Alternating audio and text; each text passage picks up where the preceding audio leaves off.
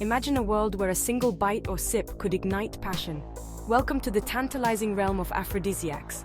These fabled foods and potions have captivated lovers for centuries. But here's the juicy question. Do they actually work? Are aphrodisiacs the real deal? Or just a placebo effect dressed up in sexy packaging? Buckle up, because we're about to dive deep into the world of love potions and lust-inducing nibbles. Let's take a steamy stroll through history, shall we? Aphrodisiacs have been part of human culture since, well, forever. Ancient Egyptians swore by the power of lotus flowers to boost libido. Meanwhile, the Romans were all about oysters, believing their resemblance to certain body parts was no coincidence. The Aztecs were onto something with their love of chocolate, which they considered a gift from the gods of love. During the Renaissance, herbalists and alchemists experimented with various plants and minerals, trying to crack the code of desire. Some concoctions were harmless, while others were downright dangerous. Fast forward to today, and we're still fascinated by the idea of edible desire boosters. From ginseng to goji berries, the modern market is flooded with products claiming to be nature's Viagra. Here's a titillating tidbit. The biggest sex organ in the human body is actually the brain. The placebo effect is a powerful force in the world of aphrodisiacs. If you believe that nibbling on chocolate-covered strawberries will make you frisky, guess what? It just might. Cultural beliefs and personal experiences also play a huge role in how we respond to potential aphrodisiacs. If you grew up hearing that oysters are the food of love, you're more likely to feel a little tingle when you slurp one down. Some foods and substances can have physiological effects that may indirectly boost libido. Foods that improve circulation can increase blood flow to all parts of the body, including the fun bits. The key is understanding that it's often a combination of psychological and physical factors at play. What about those classic aphrodisiacs we've all heard about?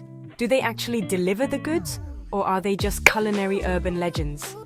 Oysters are rich in zinc, which plays a role in testosterone production. They also contain amino acids that may trigger increased levels of sex hormones.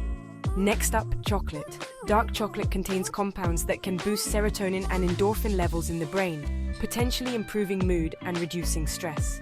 It also contains phenylethylamine, a stimulant that's been dubbed the love chemical. Spicy foods? The capsaicin in chili peppers can increase heart rate and trigger the release of endorphins, mimicking the physical responses of arousal. Plus, there's something undeniably sexy about the flush and slight sheen of sweat that comes with eating spicy food. Just be careful not to overdo it. Heartburn is decidedly unsexy. Now that we've covered the classics, let's dive into some of the more surprising substances that have been linked to increased libido. First up, asparagus. This green veggie has been considered a libido booster since ancient times.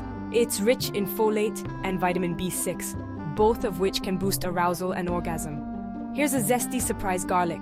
It's actually a powerful circulation booster. For the adventurous types, how about some maca root? This Peruvian superfood has been used for centuries to boost libido and fertility. Modern studies suggest it might help with erectile dysfunction and increase sexual desire. And here's a quirky one for you: celery. This crunchy veggie contains androsterone, a male hormone that can trigger arousal in women when they smell it. So gentlemen, maybe swap out that cologne for a stalk of celery? Okay, maybe not, but it's fun to think about. As we wrap up our titillating tour through the world of aphrodisiacs, let's get real for a moment.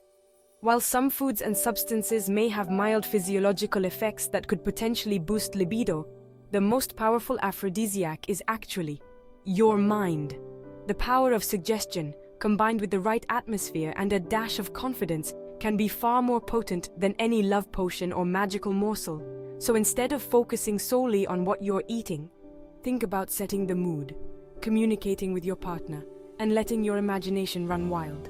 There's absolutely nothing wrong with indulging in some of these reputed aphrodisiacs. Even if they don't have a direct physical effect, the ritual of sharing a special meal or trying something new with your partner can be incredibly intimate and arousing.